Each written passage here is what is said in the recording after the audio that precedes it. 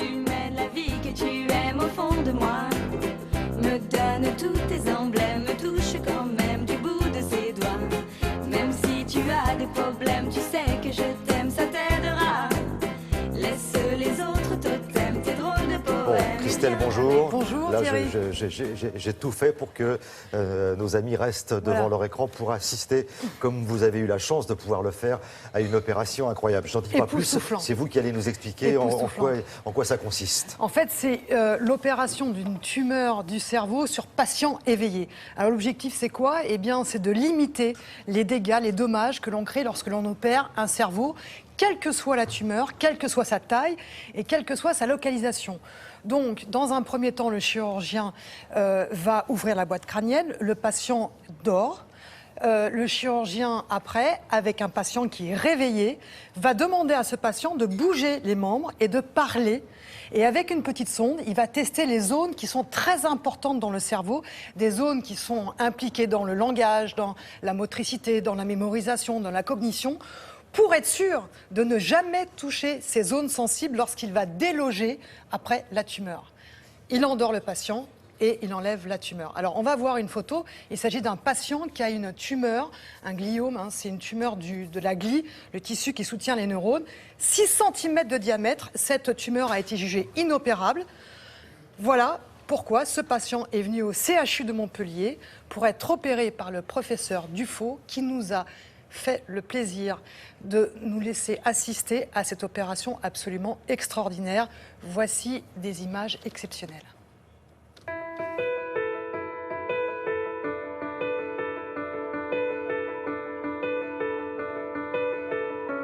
Les patients sont souvent porteurs de tumeurs au cerveau, en d'autres termes, qui infiltrent une partie de leur cerveau.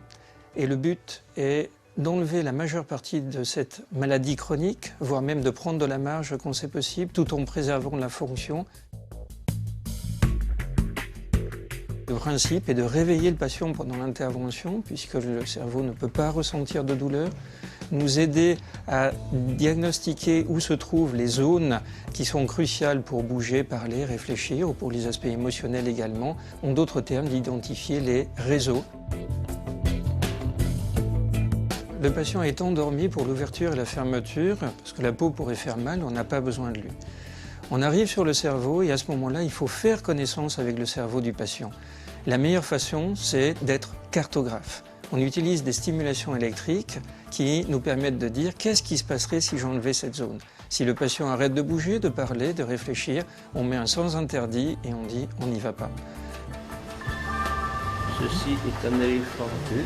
De fait, on sait exactement ce qui est enlevable et en même temps, on va le vérifier au fur et à mesure qu'on est en train d'enlever une partie du cerveau infiltré par cette maladie tumorale jusqu'à trouver les câbles en profondeur qui vont nous permettre également de dire si je vais plus loin, je ferai une bêtise. Donc, comme le principe est de préserver la qualité de vie, je m'arrête en ayant enlevé le plus possible de tumeurs.